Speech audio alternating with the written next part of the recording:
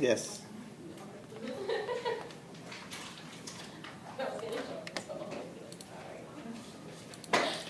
Okay, so we are talking about the digestive system, and in last lecture we stopped here. We are talking about the salivary glands. There are three sets of salivary glands, and those are parotid glands, sublingual glands, and submandibular glands. And the location of those three glands, if you see where those glands are located, parotid glands are located in front of your ear lobule. So just in front of your ear lobule, that's the parotid gland. And parotid gland is the largest among those three types of salivary glands. And then sublingual is below the tongue. That's why it is called sublingual. Lingual is tongue, sub is below, and submandibular is below the mandible, that bone. Now, composition of saliva. Salivary glands secrete or release the saliva, and if you do the chemical analysis of saliva, you'll see that 97 to 99.5% volume of saliva is water. So it is highly watery secretion. Okay? And slightly acidic. That means the pH is slightly lower than 7.0. You will find electrolytes dissolved in water. But electrolytes, sodium, potassium, chloride, phosphate, and bicarbonate, those electrolytes are present in saliva. Remember, electrolytes should carry the electrical charges, right? Positive or negative. That's why those are electrolytes. And two enzymes are present in saliva.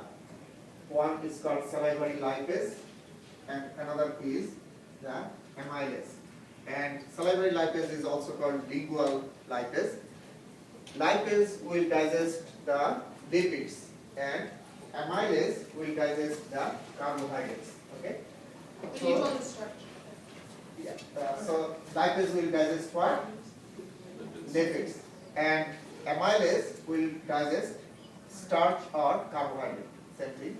And there is no proteolytic enzyme in saliva. Remember that is important. No proteolytic enzyme is present in saliva. So no chemical digestion of protein occurs in the mouth. Okay? No, what type of Proteolytic. Proteolytic. Okay. Now saliva has mucin. Mucin is what? Mucin is sticky secretion. Okay? And that will help in the formation of food bolus. You know that after you crush the food, then a nice ball of food will be formed, right? That you have to push back. So nice ball of food will be formed because of sticky secretion. That is mucin. Saliva also has metabolic waste, harmful chemicals that are produced in our body during metabolism. Urea, uric acid, those are excreted from the body through saliva. Most of the urea, uric acid goes out through what?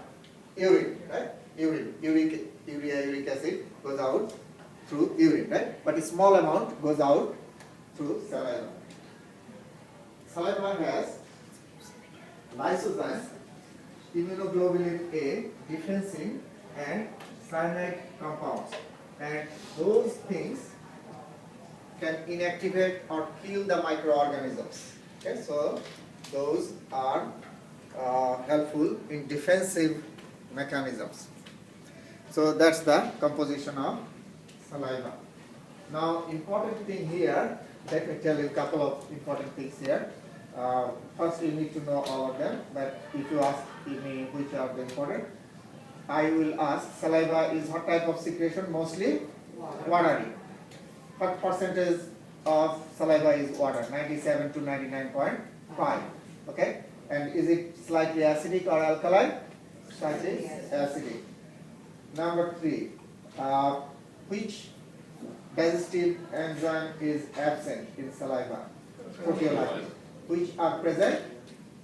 Lipase and amylase. Lipase will digest the lipids and amylase will digest the starch or carbohydrates. Okay? Those are important things. Now we talk about teeth.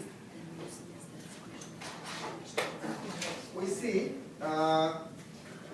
two types of teeth. One is present in small kids. Those are called deciduous teeth. There are between 6 to 24 months of age in small kids and 20 in number. So this deciduous teeth are 20 in number, and then after those teeth come off, then new teeth are formed, and those are 32 in number, and those are called permanent teeth. In adult mouth, you will see permanent teeth, 32 in number. Now, if you see the number of different types of teeth in adults, incisors are total 8. How many dental arches we have? 2, upper arch and lower arch, right? And in each arch we have how many incisors? 4. So total we have 8 incisors. And we have 4 canines. So each arch we have 2 canine teeth. So total upper arch we have 2, lower arch we have 2. And then behind the canine we have premolars, total 8. That means in each arch we have 4. And then behind the premolar we have molars, 12. So each arch we have 6. Now if I ask you, each arch, how many incisors you have? 4, right? Now if you divide the arch into right and left half, in each half you have how many? 2. Very good. 2 to 4, 2 to 4, okay? Total 8 incisors. Okay. So that's the permanent teeth. So here in this picture you see the deciduous teeth, also called milk teeth, and total 10 in one arch. And here the permanent teeth, so should be 16. And you see these are the incisors, and then canine, and then premolar, and then molar. So 2 in each half of each arch we have 2 incisors, 1 canine, 2 premolar, and 3 molars. Okay. So that's the permanent teeth. I may ask you how many deciduous teeth the kids have, and how many are permanent teeth, and among permanent teeth, which type is how many. Now, if you see the parts of a tooth has crown, neck, and root, those 3 parts. Okay. So the crown part you can see, that's the exposed part of a tooth, and then the neck part is between, very short part between the crown and the root, and the root part is inside the bony socket of your maxilla and mandible. Okay, so the root part is embedded inside the jaw bones, the maxilla and mandibles. Those are three parts. Now, if you see the structure of a tooth, if you cut it and see the structure, the cementum is the calcified connective tissue that covers the root and attaches it to the periodontal ligament. Then periodontal ligament, you will see that ligament is very specialized ligament that connects the tooth to the bony socket. Okay, we'll see in picture. You'll see dentin, bone-like materials under enamel, and then pulp cavity. That cavity contains the blood vessels and nerves, and pulp is the soft connective tissue inside the pulp cavity, and then root canal that extends from the pulp cavity to the apical foramen of the What root. did you say about dentin? Dentin is bone-like structure under the enamel. You see here this picture, and it will be clear. So if you cut the tooth and see, first let's see three parts of the tooth. The exposed part that you can see from outside, that is the crown. Okay, this part you can see from outside, and then under the gum, this is the gum. Under the gum, that small part, that is the neck, and then the part inside the bone, your jawbone, that is the root. Okay, so this whole part is the root. Under the gum, this part is the neck, and this is the crown. Now, if you see the structure, outermost layer is the enamel, that we can see the white outer part, and then under the enamel you have dentin. That part is also white part, bone-like structure, and then you have pulp cavity, and this cavity is called the pulp cavity, and pulp cavity has soft connective tissue in which the artery, the vein, and nerves are present. Okay? So pulp cavity contains the soft connective tissue, and in which the blood vessels and nerves are present. Okay? And another structure, cementum, that attaches the dentin to the ligament, periodontal ligament here. So cementum is only present in this part, not the crown part, okay, this root part. Now, periodontal ligament is this one, and that ligament attaches the tooth to the bone, bony socket. So, this broken structure.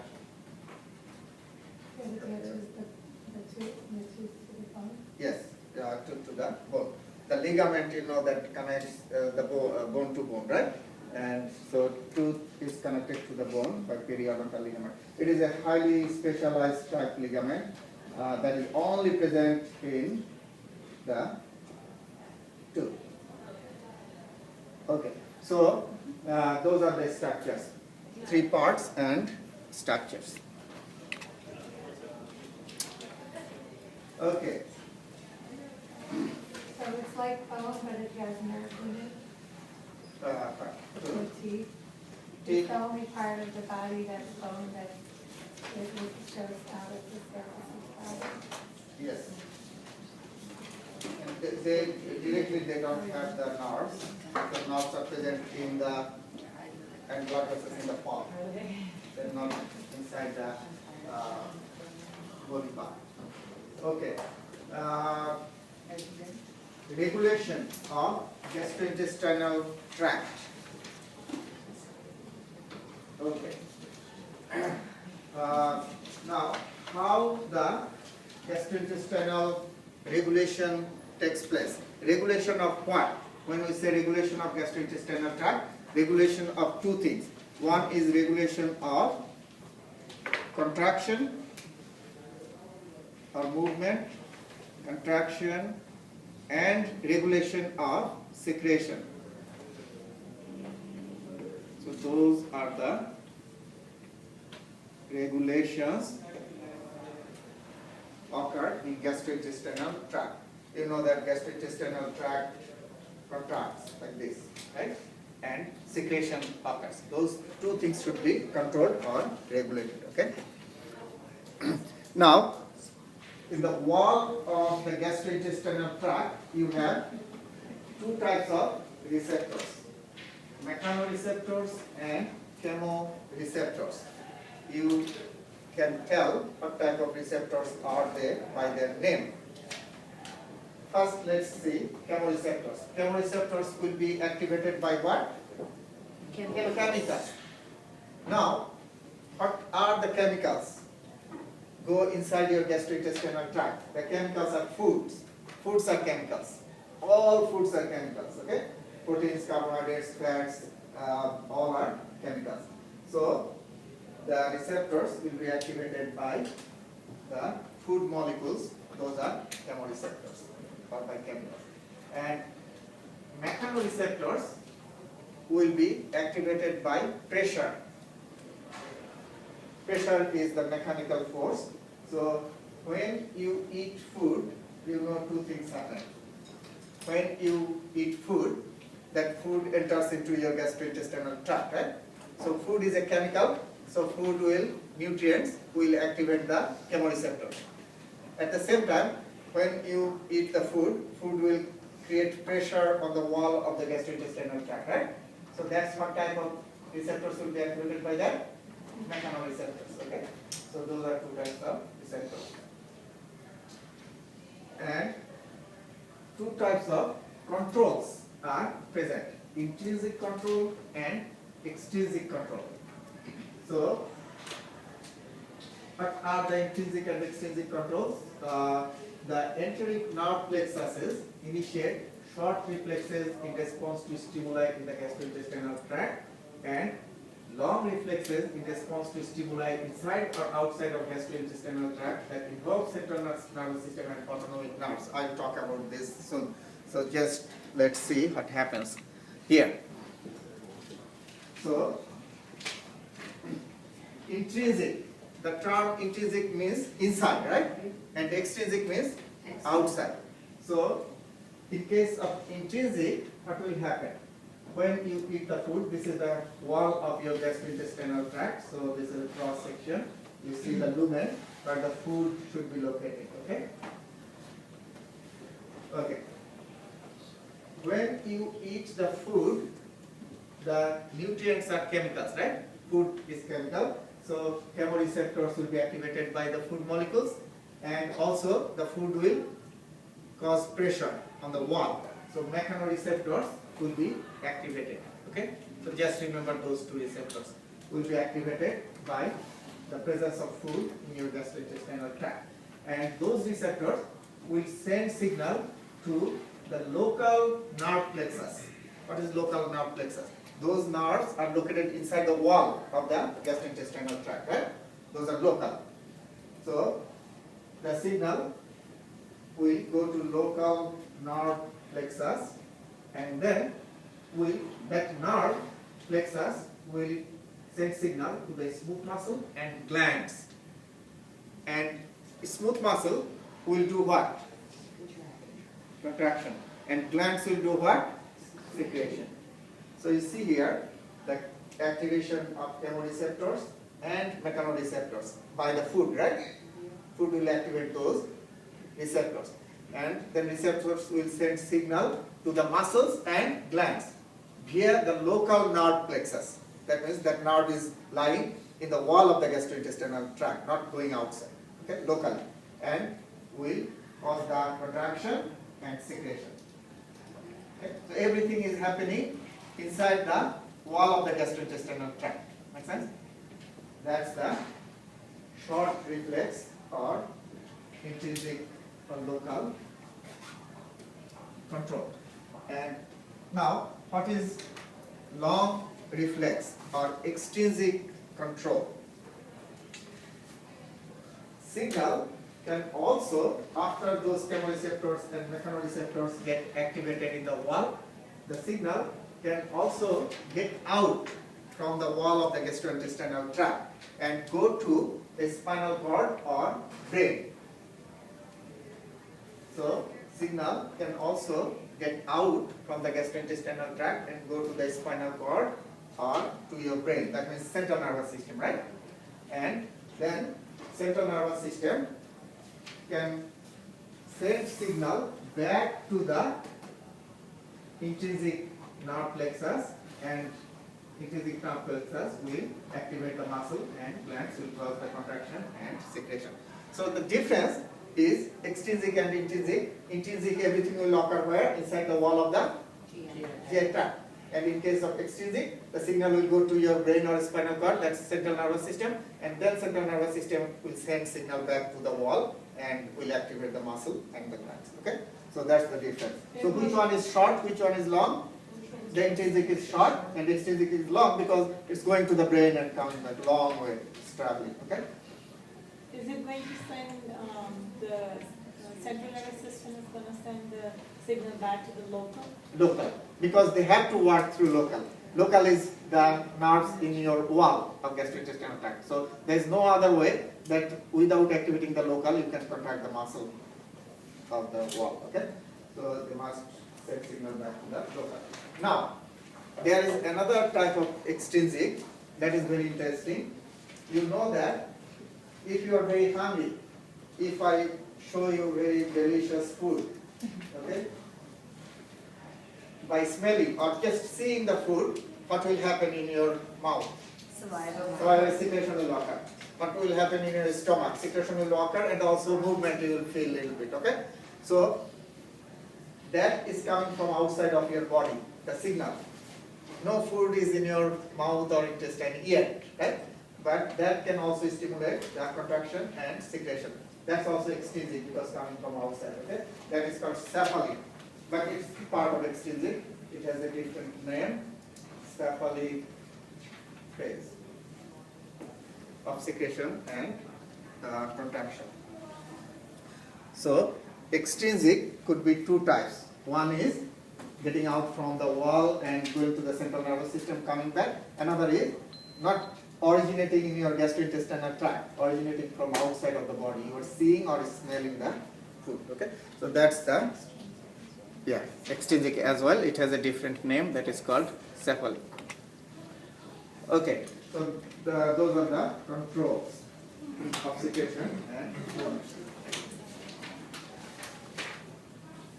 So in the test, I may ask you that what are the receptors? Chemoreceptors and mechanoreceptors, and both will be activated by what? Food. Okay, and then what are the controls? Extrinsic and intrinsic. Intrinsic, everything will occur inside the wall, and in case of extrinsic, the signal will go to the central nervous system or can come from outside of the body, right? When you see, if you see or smell that secretion or contraction, that is called what? Cephalic phase. Okay, and now we'll see the structure of the wall of gastrointestinal tract. You know that gastrointestinal tract is a tube-like structure from the mouth to the anus. So if you make a cross section of that tube, the wall of that tube, if you make a cross section of the tube, in the wall of that tube, you will see 4 basic layers are present everywhere. Okay? So what are those 4 basic layers? Those 4 basic layers from inside to outside are mucosa, submucosa, muscularis externa, and serosa. So those are 4 basic layers of the gastrointestinal tract. So we'll see how they look like. So innermost is the mucosa. Okay. So this is the mucosa layer. And then submucosa here, this one, and then muscularis layer, and then outermost is the serosa. Okay, so those are the 4 layers. Now, mucosa, the innermost layer, lies the lumen. Lumen means the opening inside the tube. Okay? So the innermost lining is formed by the mucosa. And the mucosa has 3 sub-layers. So innermost layer, mucosa, has 3 sub-layers. What are those? Epithelium, lamina propria, and muscularis mucosa.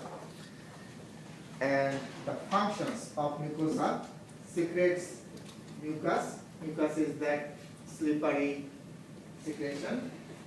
Digestive enzymes and hormones are secreted by the mucosa. Absorbs end products of digestion. After digestion, the nutrient molecules should be taken into the blood. Okay, so that absorption is helped by mucosa. Protects against infectious diseases. So microorganisms cannot enter into the blood because of the mucosa. That prevents the microorganisms from entering into the blood. Okay. Now if you see the picture, those 3 sub-layers of mucosa are here. So this is the epithelial lining, epithelium, and then under the epithelium, this is connective tissue layer that is called the lamina propria, and then the third one is the muscularis. Muscularis is formed by smooth muscle, of course. So this is the muscularis, okay? Epithelium, lamina propria, and muscularis. So the epithelium is the innermost of those Innermost 3 layers? and formed by epithelial cells. Okay? So why is it that isn't there friendly bacteria? Something that's called friendly bacteria, they say is another. Well, that's So why E. don't- coli, why right? doesn't E. that- coli, good E. coli should be present in our So intestine. that they don't get killed by. No, they will reside inside your gastrointestinal tract, and they help in digestion. Okay, so that's mucosa, and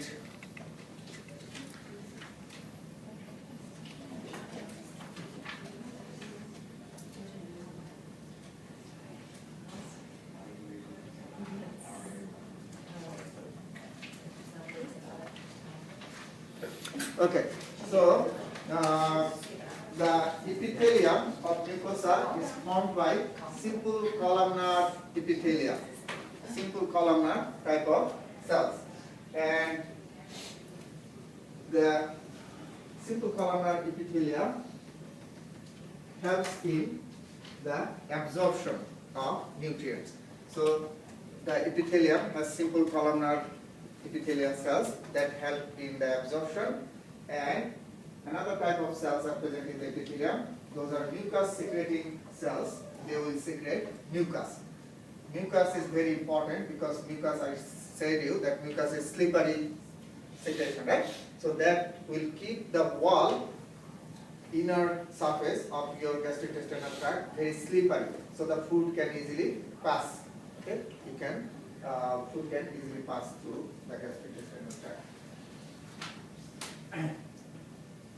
Okay, and mucus has another important function is protects digestive organs from enzymes.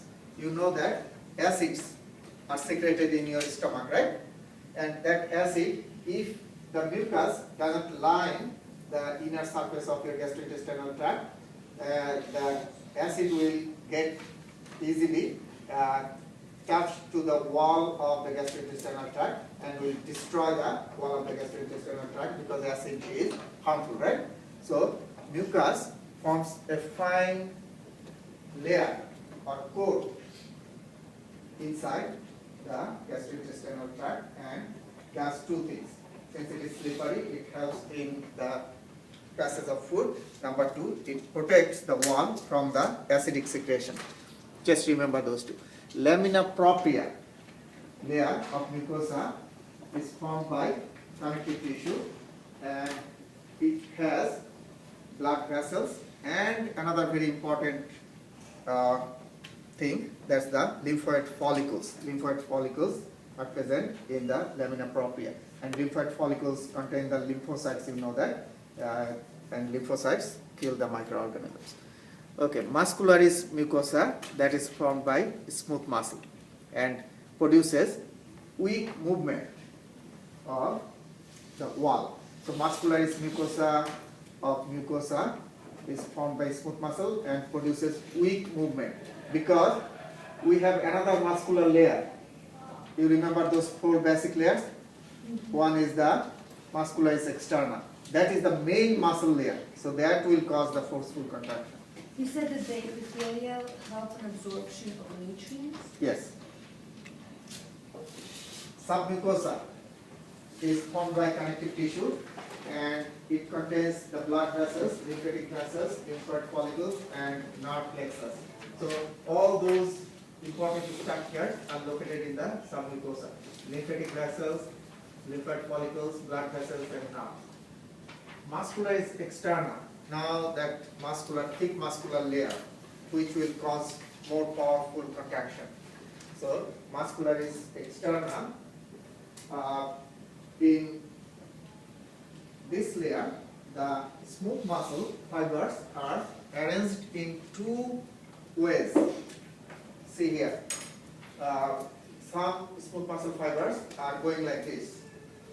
If this is the tube, the smooth muscle fibers are going like this, and some smooth muscle fibers are going like this. Okay, so 2 arrangement. One type of smooth muscle fibers are going like this, circle, and another is longitudinal like this. Okay, so circular is the inner muscle fibers, and outer muscle fibers are going along the tube, longitudinal. But both are, remember, smooth muscle fibers, just arrangement is different, okay? The way they are arranged. Responsible for the movement of the wall. Now if I ask you a simple question, that circular muscle fibers will cause what? If the circular muscle fibers contract, it will cause the Pressure. constriction of the lumen. The lumen will get narrow, right? Circular muscle fibers. This is the lumen, right? So if it contracts, it will narrow the lumen. And longitudinal muscle fibers will do what? If they contract, they will make the tube shorter, because longitudinal muscle fibers are going like this, right? So when they will contract, they will make the tube what? Shorter, like this. Make sense? No. No.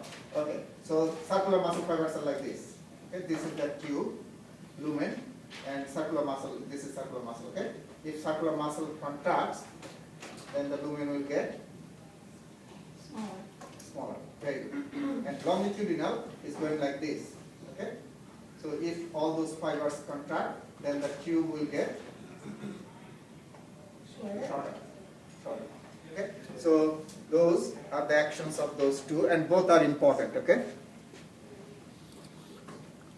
Serosa is the outermost layer, and serosa is nothing but visceral peritoneum. You have seen when I showed you the peritoneum, this is the wall of the gastrointestinal tract. So this peritoneum is the parietal one, and from parietal the peritoneum goes in and covers the gastrointestinal tract like this. This is the visceral, right? Visceral peritoneum. So it is nothing but the serosa is nothing but the visceral peritoneum. That's the outermost layer. Wait, where you looking at? You remember when we talked about peritoneum? It has how many layers? 2. 2. The one is attached to the wall of the abdomen, that's the parietal. And parietal is going inside and covering your stomach, your intestine like this, right? So that one is the visceral. Now if you cut the small intestine like this or stomach like this, the outermost layer should be that peritoneum, visceral peritoneum. So that's the serosa. So serosa is nothing but the visceral peritoneum. Okay? Okay.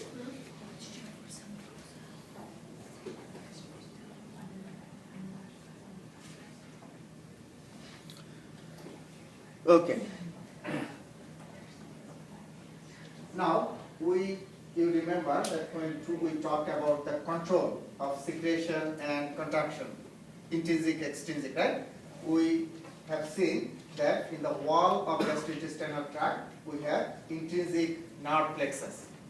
You remember that? That will cause the secretion and contraction. So intrinsic nerve plexus, there are two types of plexus. One is submucosal nerve plexus located in the submucosa, that layer, and another is myenteric nerve plexus. Myenteric, myo means muscle, so myenteric nerve plexus are the nerve plexus cells located inside the muscle. That means in the muscularis layer. Muscularis external layer, that's the myenteric nerve plexus, and submucosal nerve plexus. Those are intrinsic nerve plexus. Will cause the contraction and secretion.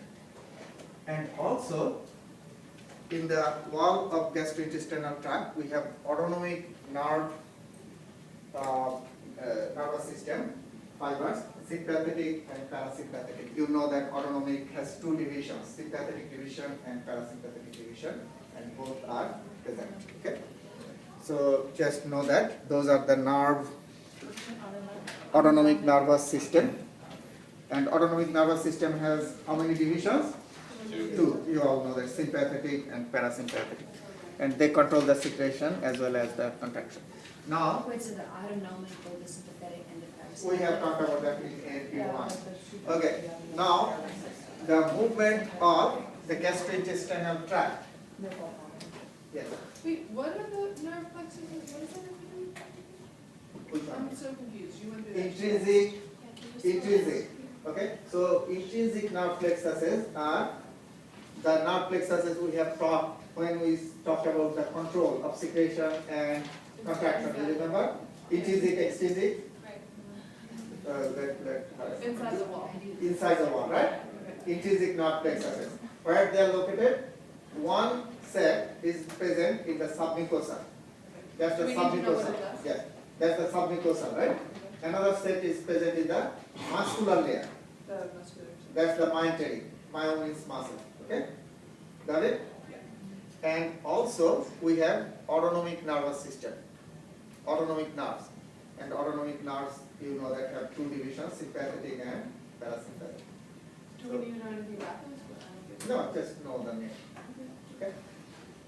Now we'll talk about different types of movements occur in the gastrointestinal tract. So, in the gastrointestinal tract, although many books say that two types of movement, but actually another type of movement is present, so I'll write it here. One is peristalsis, and another is the segmental, and third type of movement that's interesting called pendular movement. So those are three types of movements occur in the gastrointestinal tract. Okay. Now, peristalsis. What is peristalsis? Peristalsis is the best way to explain is if you take a rubber tube. Okay, take a rubber tube and put some slippery thing inside the tube and put your the ring, okay, or just put a round marble inside it or ring inside it, and then hold outside like this with your fingers and squeeze and push it forward. Okay, so the type of Like you do the toothpaste kind of. yes. So you squeeze like this, right? So okay, so you put something round and push like this. That's the peristalsis of, and that round thing is the food bolus. Okay, so food bolus will go downwards like this. So that type of movement is the peristalsis. So basically, the muscle will push the food bolus from the back and will let it go like this. Since inside is slippery, it will move. Okay. And segmentation. So peristalsis is wavy movement, right? When wave starts, if you throw something in water, the wave will start and will go to the side, right? Yeah. So that is peristaltic. In case of segmentation, the movement will not move like wave. It's like in many locations, if this is the gastrointestinal tract, in many locations at the same time, the contraction and realization will occur, but it will not move down. What? Same place, this is the tube, the contraction and realization will occur. It happens Locally. all along or just where the food is? All along. I mean, it just But keeps the food- closing, so it makes the food move. Yes, food will stimulate the movement, of course. Food will stimulate the mechanical receptors, mechanoreceptors. So now, if you see the contraction has started here, the contraction has, your food is here, okay? Just think that your food is here. So contraction will occur there, right? Start there, and the contraction will move like this to move the food down. Make sense? So that's what? Peristalsis. Peristalsis. Now, food is all along here, and contraction, realization occurring at different locations like this. That's the segmentation. But Okay? why does that segmentation, what is? Just to break the long food bolus into small pieces. Cut it into So small pieces. it doesn't squeeze it from the top of where the food is, it No, squeezes it no. from the Along whole the side of area, the food. all around where the food Yes. is. Okay, so it will split or divide the food, long food bolus into small pieces. Okay, so that's the segmentation. Segments, you know, segments means pieces, right? Pieces. Okay, pendular. Small amount of movement, pendular movement occurs in your gastrointestinal tract. You know that when we talk about mesentery, this is the mesentery. Okay, so that's the peritoneum hanging the gastrointestinal tract inside your abdominal cavity, right? This? So one end is attached to the wall and other end is attached to the gastrointestinal tract. So a small amount of pendular movement occurs in the gastrointestinal tract too. So those are three types of movements. So in last, pendula, you know pendulum? Like back and forth. And you said that's your mesentery? Yeah, mesentery. Mesentery is hanging the gastrointestinal tract, so it will move like this. The mesentery is attached to the wall, right? One end, and other end is attached to the small intestine, for example. So it will move like So mesentery is the area where this movement will occur, or is it is the mesentery is the one that, this is the mesentery, right? right? This is peritoneum. Right. Okay, so this end is attached to the wall. Like if I tie you with a rope and hang to the wall, then what type of movement is possible? Like this, right? Pendular, right? So this is actually cavity, right? Inside the cavity, your intestine is attached to the wall by the mesentery. Okay? So it will move like this. We don't know why that happens, but that movement also. Okay, in last class we have talked about the first organ of your gastrointestinal tract, that's the mouth, right? We have talked about mouth. So now we'll talk about the esophagus, the next to the mouth. Next to the mouth is the pharynx and then esophagus. We have talked about pharynx too, three parts. So esophagus is a flat muscular tube from laryngopharynx to stomach. So it starts from the pharynx, lower end of pharynx, and ends at the stomach. And it pierces diaphragm at esophageal hiatus. So if this is the diaphragm and this is your stomach, this is esophagus and this is your stomach. So this is diaphragm. The esophagus pass through the diaphragm, okay, and this opening is called the hiatus, through which the esophagus pierces the diaphragm. That's the esophageal hiatus, and joins stomach at the cardiac orifice. So this area is called cardiac orifice. Orifice is opening, so cardiac indicates the stomach. Okay, so cardiac orifice. Now, inner lining of esophagus. Inner lining of esophagus is stratified squamous. That makes sense, right? Because stratified squamous you will find where? Where the friction occurs, right? And it is a narrow tube, so food passes through it. That's why it is lined with stratified squamous. And in the stomach, the lining is simple columnar, because you know that in the stomach we need absorption and secretion. So simple columnar. Esophageal glands are present in the submucosa, and that secrete mucus, and that helps in the movement of the food bolus. When you swallow the food enters into esophagus, and esophagus is a long tube, right? And the inner surface of esophagus has mucus that keeps the surface slippery, right? So food can very fast goes from the pharynx to the stomach, very fast. It doesn't take long time because of that mucus. And the wall, muscularis layer of esophagus is intestine. Only in esophagus, the upper part of the esophagus, the wall is formed by skeletal muscle, and lower part of esophagus, the wall is formed by smooth muscle. And then all other parts of gastrointestinal tract, your stomach, your small intestine, large intestine, is smooth muscle. Only the esophagus, the upper part is skeletal, lower part is smooth. So remember that.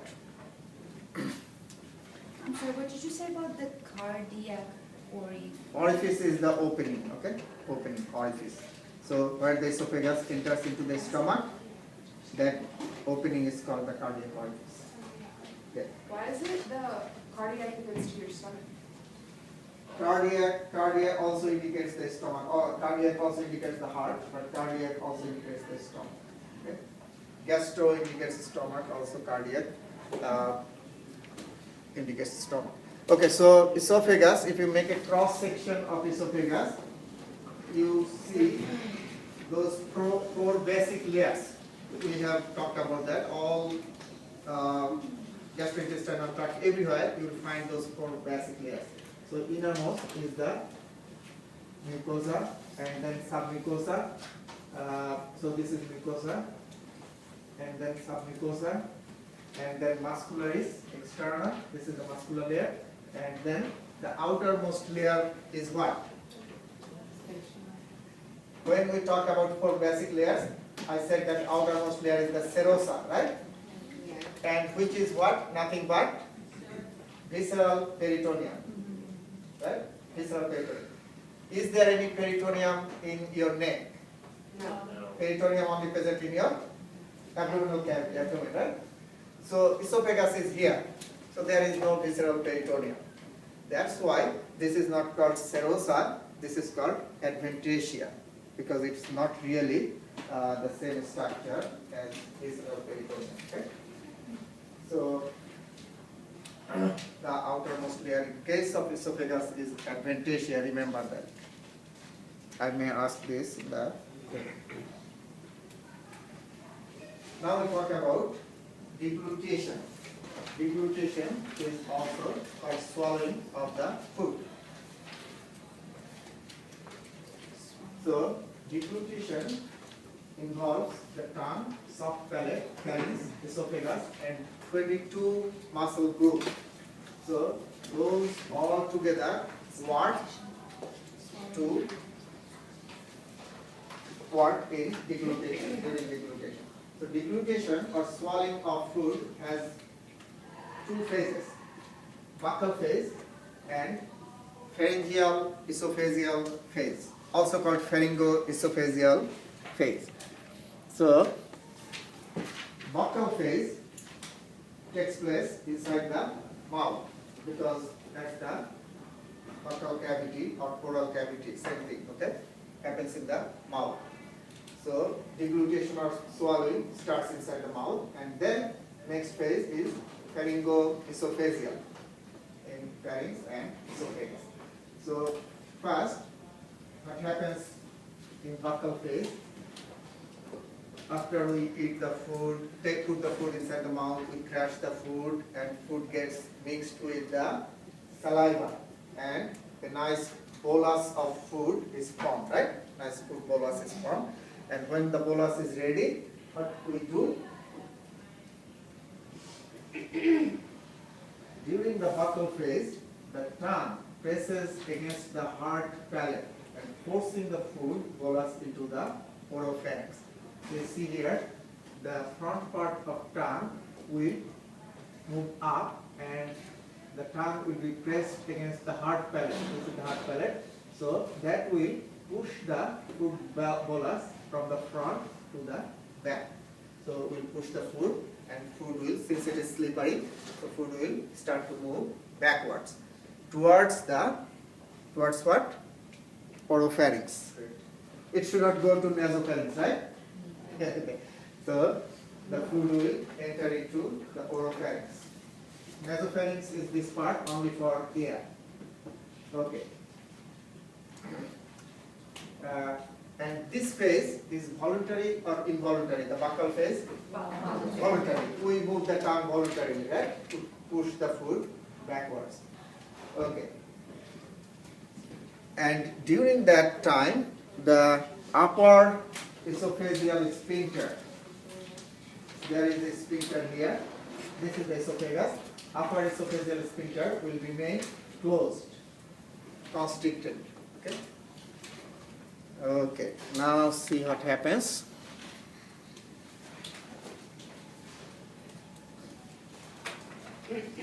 When the food will enter into the oropharynx, that's the starting of pharyngeal esophageal phase, because food is now already in the oropharynx. So pharyngoesophageal phase has started. When the food will enter into the oropharynx, during that time, the uvula and soft palate will move up to do what? To prevent the food from entering into nasopharynx. Make sense? So uvula and soft palate will move up and will block that passage. So food will not be able to move up, will go down. If the food moves up, that's dangerous, will enter into nasopharynx. Okay? And the upper esophageal sphincter will get open, will relax, so the food will be able to enter from the pharynx to the esophagus. Okay, the sphincter was closed before during the buccal phase, but now it got opened, so it allows the food to enter into the esophagus. Okay. When the food bolus will enter into the esophagus, the upper esophageal sphincter will get closed again. That is important, because if it stays large open, then food will able to go back into the pharynx, right? We don't want. We want the food to go only down, and that's will make sure that food is not going back into the pharynx. So food has no way, no choice. It has to move down. And the wall of the esophagus is very slippery, right? The inner surface. So once the food is inside the esophagus, it will very fast go down. Okay, now you see what type of movement will move the food down? Peristalsis. Peristalsis will move the food down. Yes. So when you throw up, does that open up again? Which one? The sphincters. Upper esophageal sphincter will remain closed when the food is in your mouth, okay?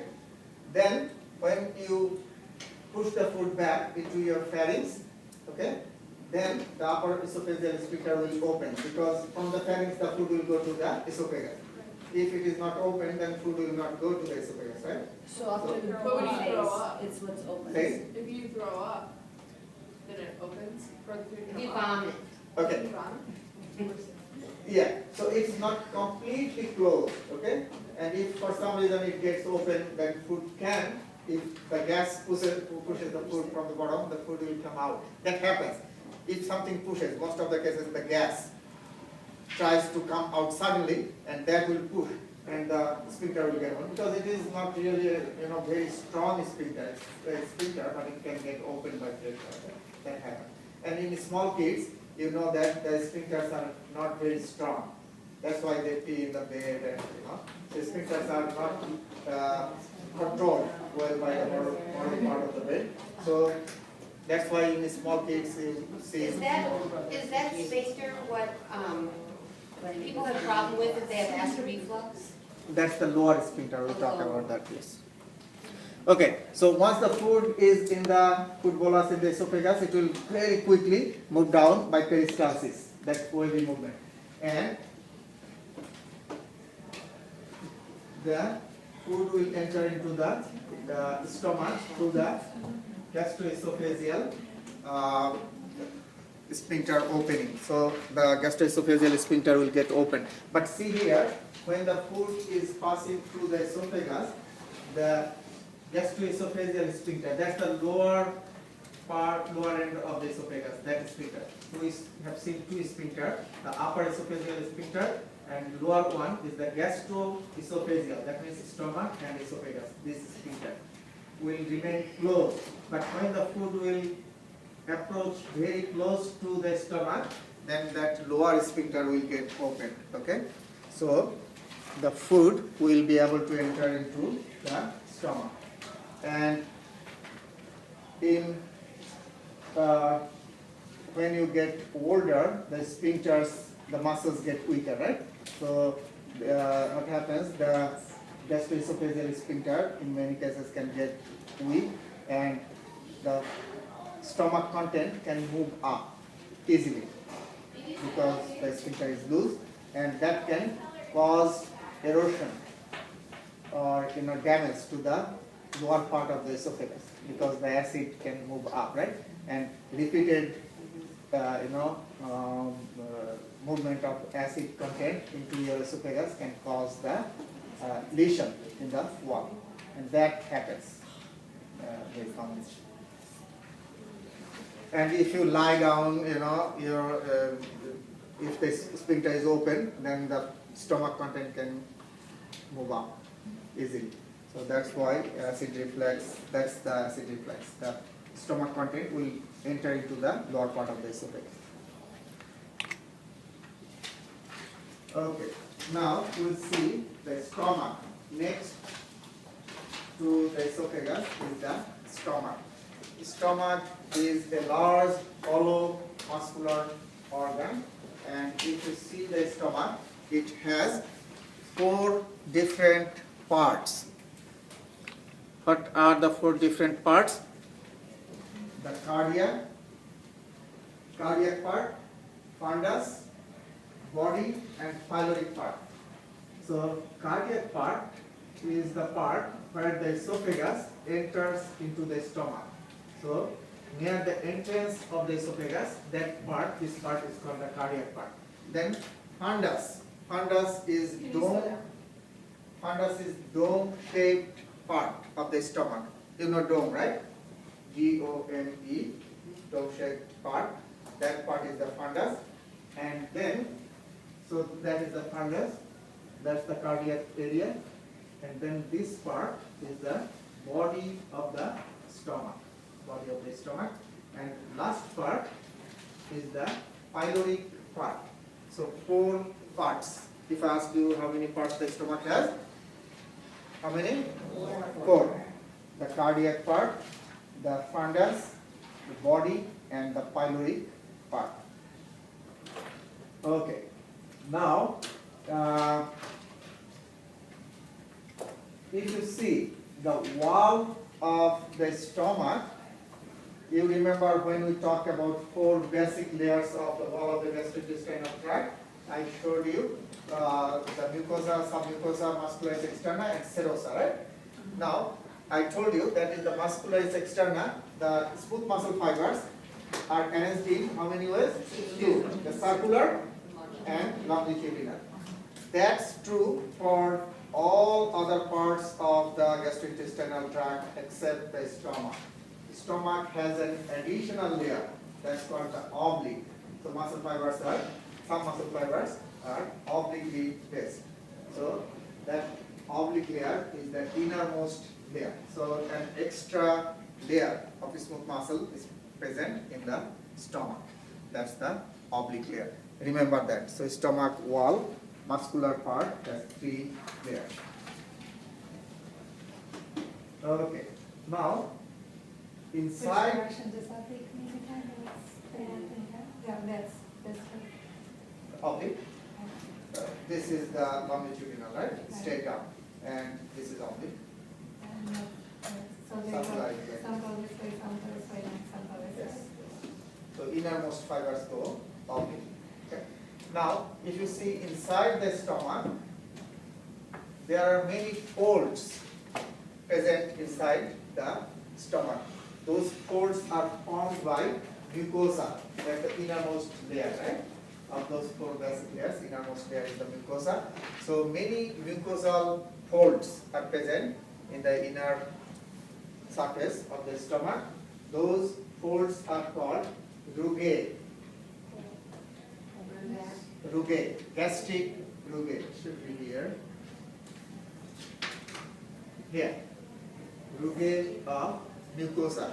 So mucosa will form many folds. You see here, these are the folds. You see these folds? These are called what? Rugae. And since the rugae in the stomach, these are called gastric rugae, and formed by what? Which layer? The mucosa. The mucosa form the rugae. Now, when the stomach is empty, the gastric rugae are more prominent. That makes sense, right? If it is stressed, then the folds will disappear, will be less prominent because you are stressing the wall. Okay, so the folds will be less prominent. When the stomach is empty, you will see those rugae very clearly and prominent. Okay, so that's about the stomach. If I ask you what's the function of the stomach, first function is the storage of food, because food is stored in the stomach for hours, several hours, and also digestion. Stomach secretes hydrochloric acid and other enzymes. They will help in digestion. And very little absorption occurs in the stomach. Absorption mainly occurs in the small intestine, remember. So stomach is responsible for storage of food and digestion, because stomach secretes the enzymes and hydrochloric acid. So digestion and storage. And the small intestine is responsible for digestion as well as absorption. Okay. Now, lesser and greater omentum. If you see the stomach, it has 2 curvatures. This is the lesser curvature, and this is the greater curve or greater curvature. Okay, this one is greater and this one is lesser, smaller one. Now, what happens?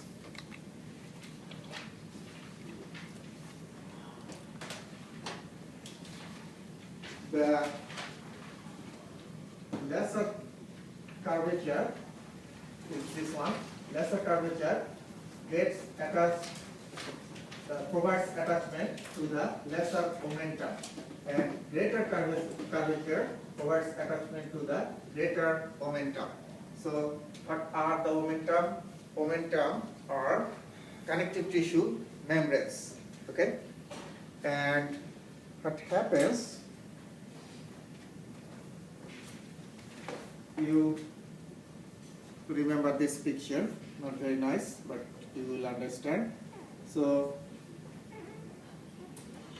if this is your stomach and this is your liver, this is stomach and this is your liver, inside your abdominal cavity. So, this is the mesentery, right? Mesentery. Then mesentery covers the stomach, and also mesentery covers the liver.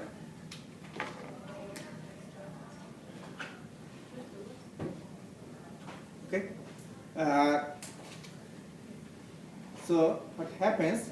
You see the visceral peritoneum covers the liver and then join together here and then move towards the stomach and covers the stomach here. Okay. And from there, what happens? They move down like this. So I'm repeating again. See here, this is the liver, this is the stomach. So from the wall of the abdomen, the visceral peritoneum, right, is going in and covering the stomach like this, covering the stomach, and then in this side they are joining together, right? And this is called the lesser omentum. So this is the liver. Liver is being covered. So see here, this is the liver, this is the stomach, okay? So first, the omentum will cover the liver like this and will join in the other side, right? Cover like this and join and form what? Lesser omentum. And then that is heading to the stomach. And again, covering the stomach like this and going down, okay? So now let me So that's show just the you. name of the, It's same structure, okay? Right. It's peritoneum, but Peritoneum. different name. but it's Different. just the specific name. It's specific name, yeah. So from the liver to the stomach, that one is lesser omentum, okay? And then it is covering the stomach and joining in this side, greater curvature side. And now I said after they join, they move down, right? But they did not show here because they have dissected that part out. But this is the greater omentum and it should move down like this. Drag down like the bed sheet. When you put the bed sheet, the part goes down, right? So it will go down and cover the intestine from the front like this. But It covers the transverse colon. transverse colon as well as the small intestine. It's like a sheet that. Like a covers sheet it that down. covers the front of the And all, intestine. it's all attached to that Yep. layer. And It's a the layer. part that's covering the intestine and covering the stomach is the greater. Yeah, going down from the stomach and covering the intestine. Yes. That's the greater omentum. Okay? The greater omentum is greater because it covers the intestine, right? Like this. And lesser omentum is small, short because from the liver to the stomach. It's just That's- length. Yeah. So that's the lesser omentum. Now, you know that lot of fat accumulates on the greater omentum. That's why you see the pad of fat in your abdomen. Under the muscle, you have thick pad of fat because greater omentum, on the greater omentum, fat can easily accumulate. So that's the main storage of fat in our body, the greater omentum. Okay? And that greater omentum has a couple of important functions. Since a lot of fat can accumulate there, get attached there easily, it forms a pad of fat and that protects our abdominal organs, right? Protection. Number two, insulation. So the heat can not easily get in or get out from the abdominal cavity. So those are important functions. And stored fat. Fat is stored in the greater omentum. That's the main location where the fat is stored in our body. And we know that stored fat is not bad for all the time. It also helps, right? Provides ATP. So those are the functions.